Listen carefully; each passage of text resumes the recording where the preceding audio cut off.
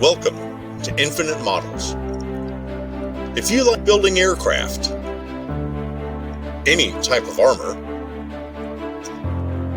how about prehistoric or current wildlife? Autos of all shapes and sizes and genres, seafaring subjects of all types, and figures, vignettes, and dioramas, then this group was made for you.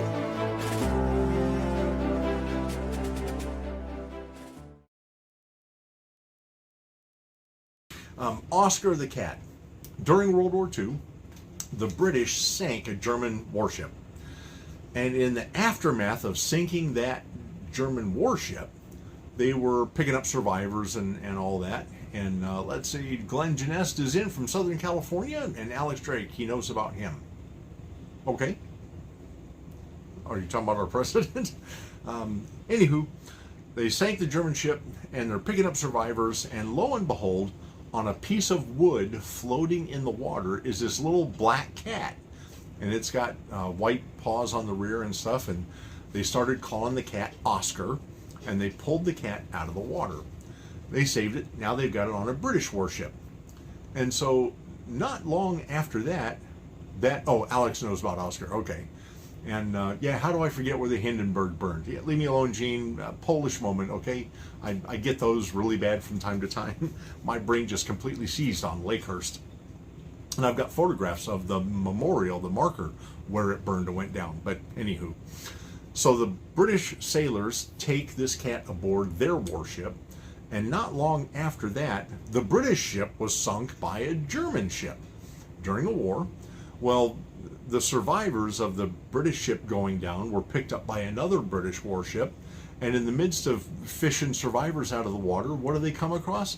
A piece of wood floating along with this little black cat on it, Oscar.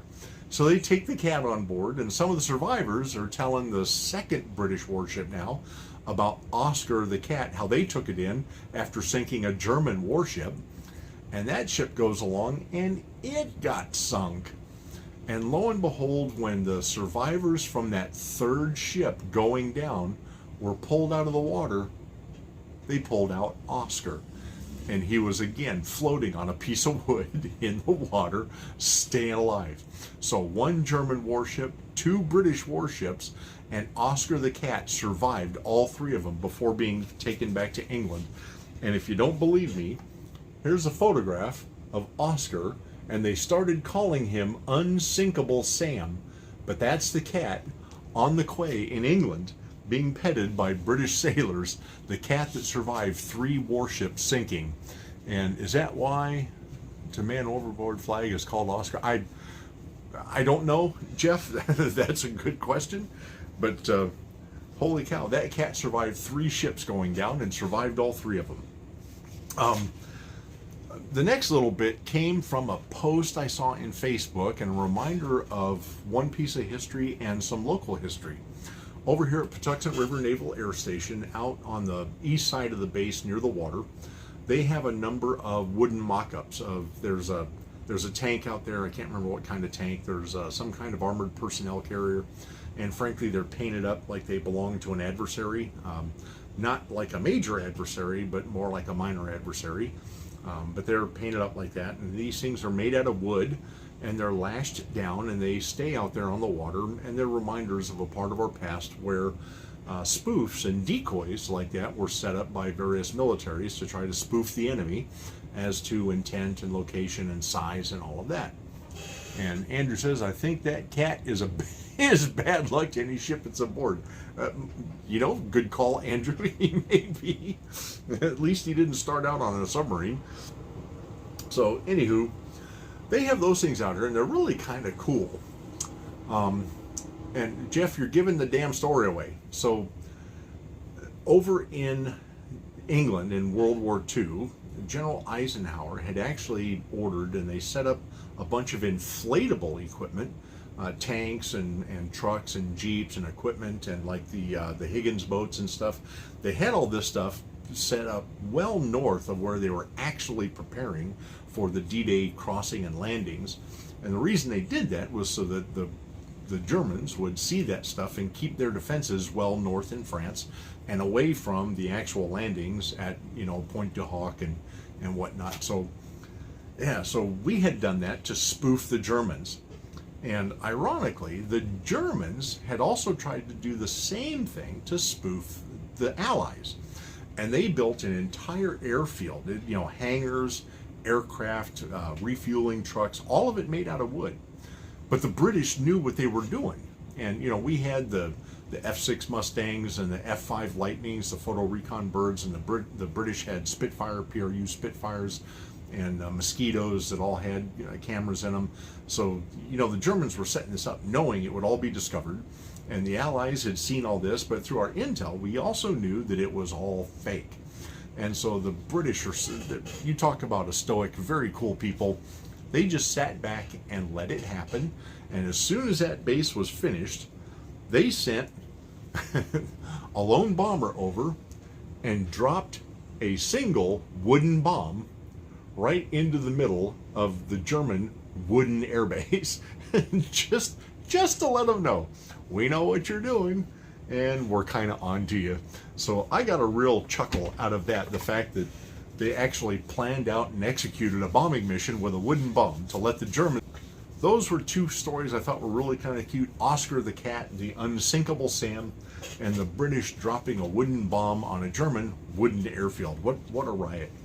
So in the meantime, back to the History Channel and their YouTube bit, and I was watching some videos in there, and I was really kind of surprised by some of the information that was relayed in there. You guys know about the V1 bombs and the V2 bombs that the Germans launched at the British home islands, and the V1s were kind of a scourge. They were flying those things over with their pulse jet engines regularly, and then they upgraded to the V2. Thing looked like a real space rocket, and they were very fast. Well, the British were able, certainly with the V1s, to intercept them. The later Mark Spitfires and the Tempests were fast enough to catch them and fly alongside. And Bill Moore says, one of my projects, becoming an Eagle Scout, Boy Scout, was learning Signal Corps flags. And Alex says, hey, we have a lake here. And many warships and submarines were built in Wisconsin. And Christopher Crow has joined. Good to see you, my friend. Glad you're in here. So anywho, like most of you, I know about the V1s being thrown at the home islands. I know about the V2s, and I know about how the Germans were just throwing everything they could at the British to try to defeat the British and the US and the Canadians and all the others that were there trying to fight on behalf of the United Kingdom against the Nazi scourge. What I didn't know, quite honestly, was just the sheer volume of buzz bombs and the pulse jet bombs that they launched at the British Islands. It is unbelievable. So in my review through the History Channel, I came across the thing on this, and then I was looking a little further, and I learned that on 19 July, which would have been like Monday of this week, 76 years ago, the Germans launched so many V1s at the British home islands that fighter squadrons out of Kent and Sussex counties in England, they intercepted, and the aircraft shot down more than 45 V1s in one day. 45 V1s in one day. And that doesn't even include all the ones that were shot down by anti-aircraft artillery on the coast that were dropped into the English Channel that never even got over land. This was V1s that got over land, and those fighters intercepted and shot them down before they got to their targets. But Kent and Sussex County fighters, over 45 V1s in one day. Unbelievable. Having read about this and so on, I got to be honest with you, when I heard that statistic, I was thinking that like the Germans may have launched 45 V1s at England total during the war. No, they shot down 45 in one day. Just astronomical how much stuff they were flinging. A little bit later in the week, same week, this is in 1945, on the 22nd of July, Pilot Officer Ken Foskett became something of a local hero in a little town called Ashford, which is in Kent County in the UK. And, Mark says, on a real charger. Okay, so a 1-to-1 scale. Still a very cool model. Anyway, Ken Foskett, he was chasing in his aircraft, he was chasing a V1. And I don't know how many of you guys know this, but when they went to actually shoot those down, their stability systems were not real stable. And so they would actually, when the V1 was flying, they would bring their aircraft alongside and actually bump it and tip its wing. And just knocking it like that, they would typically tumble and fall out of the sky. Just, unreal how these guys would take things down. It was unbelievable. So Ken Foskett rolls in and he's trying to take out a V1 on the 22nd of July, and he actually shot that V1 down. I don't know if he tipped it or if he actually shot it down, but he shot it down. And it, not only did it go down, but unfortunately it landed right in some railroad tracks, which, destroyed that. And so in that town of Ashford, he's flying near there and he notices that there's actually a train that's now oncoming to the spot where the V1 has destroyed the tracks. And you can imagine here in England, they were using the rail, of course, to move military personnel and equipment and supplies and food and, bandages, beans, and bullets all around the country to get to people to fight the war against the Germans. And here comes this train loaded for bear, and it's headed for damaged tracks from this V1 he just shot down. So Pilot Officer Foskett gets down on the ground and he starts trying to warn the train engineer. And he does so by dropping his landing gear and he's dipping his wings at the train.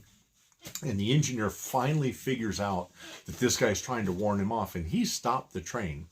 And he stopped it ahead of the damage to the tracks and prevented the train from derailing and losing, all of that equipment and manpower and war effort items, and just really kind of cool. So he turned into a local hero, and that happened 22 July 1945. So those things come out of the History Channel bit on V1 bombs.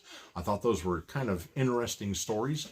And so Kevin Utzeler shows up and says, "Hey, sorry I'm late. I know you're packing, Kevin. I know you're getting ready to sell one house and you're closing on another like half a country away. Glad you're able to join us tonight, though." But I want to share another story with you. Actually, I got a couple more. But this next story does not come from, during this week, 76 years ago. This one was actually in February of 1944, I think. Let me check my notes. Nope, it was Valentine's Day, February 14th, 1945.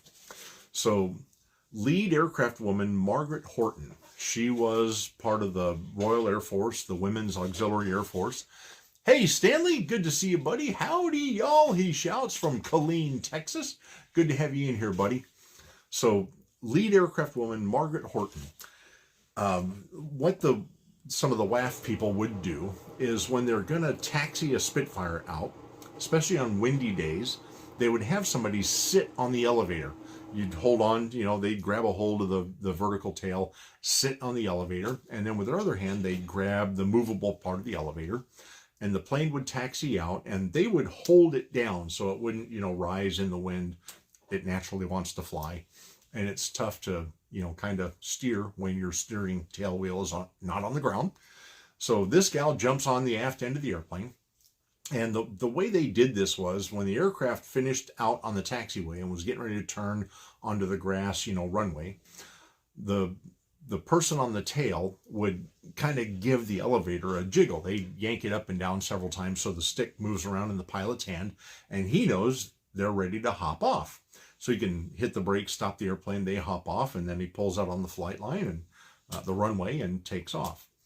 Well, on this particular day, nobody told that pilot, who was Flight Lieutenant Neil Cox, that there was a member of the WAAF sitting on the tail of his airplane.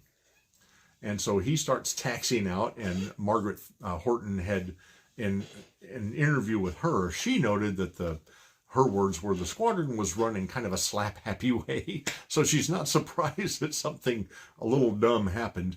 Unfortunately, it was something a little dumb that happened to her.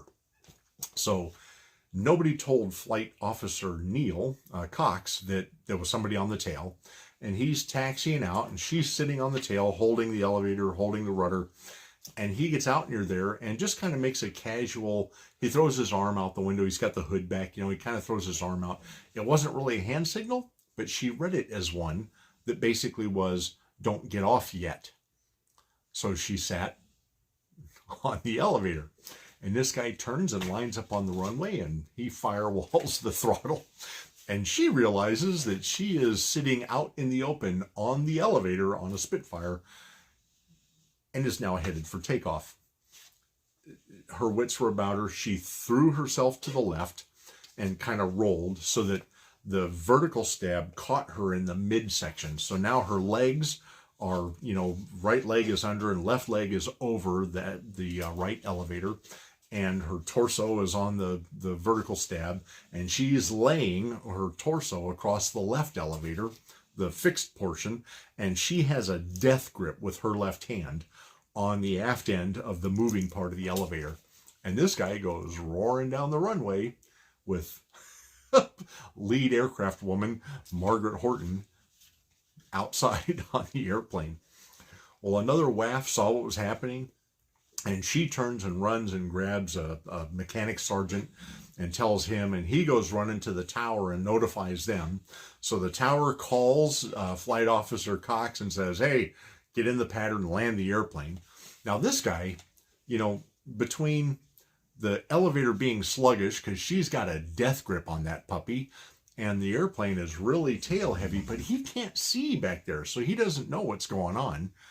The airplane's a little funny. He makes a quick circuit and he lands and puts the airplane down.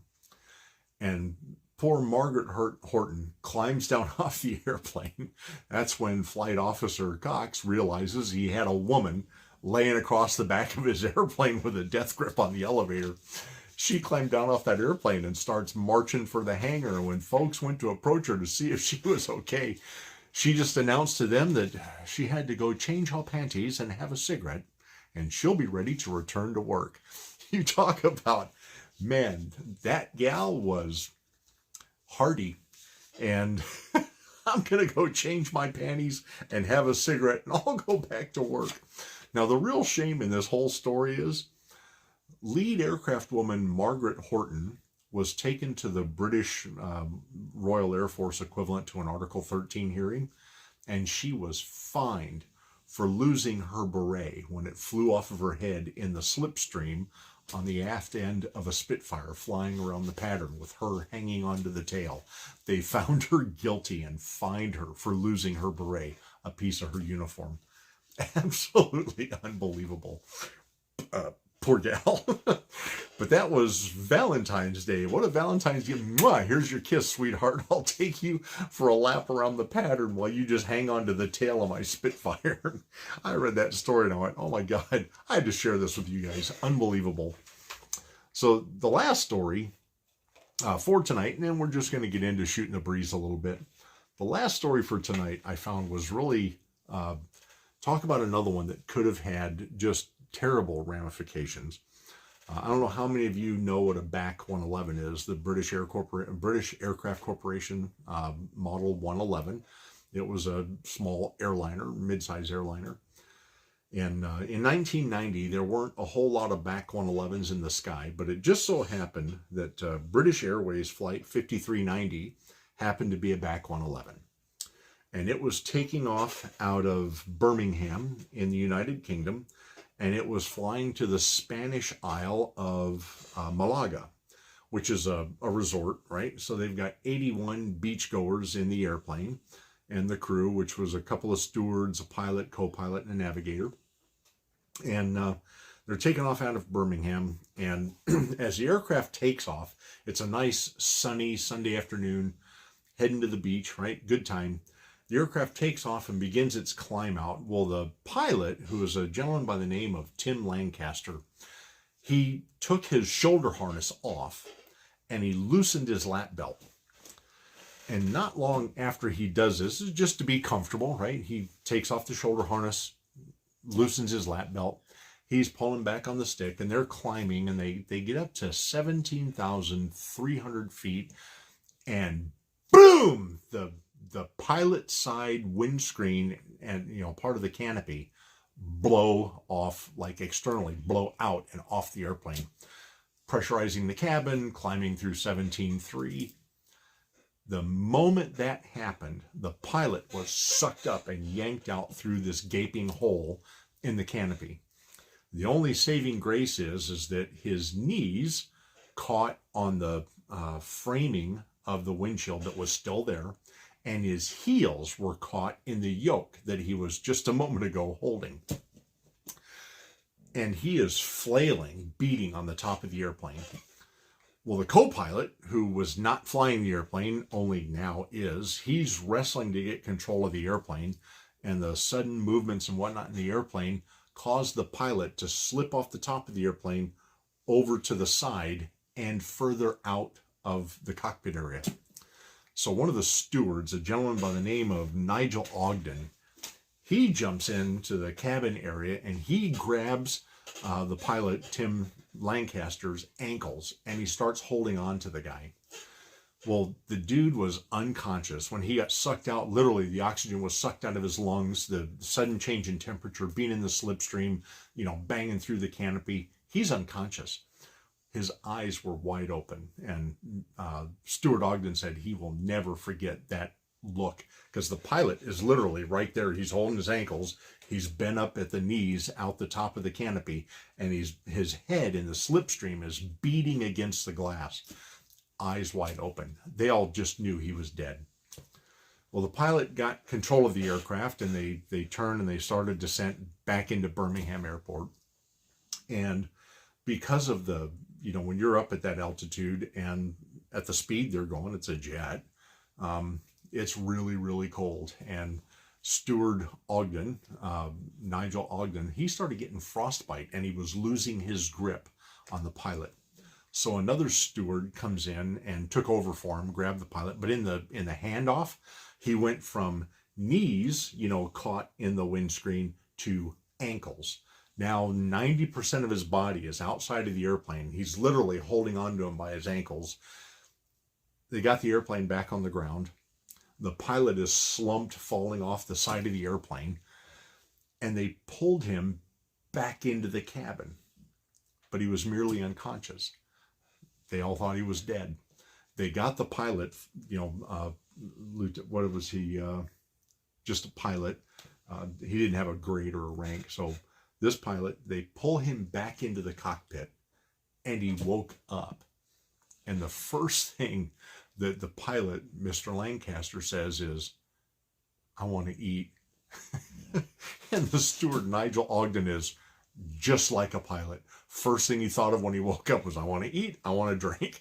And I'm thinking, you might want to go pee as well. But yeah, that dude went completely out of the airplane. And the only thing he suffered, he, of course, his head was beaten on the canopy. He had bumps and bruises on his head and his face. He suffered a fracture in his wrist and a fracture in his arm. And that was it. He was knocked unconscious and not aware of anything that happened through all that. But he survived, and from 17,300 feet back on the runway and pulled back into the cockpit, a broken wrist and a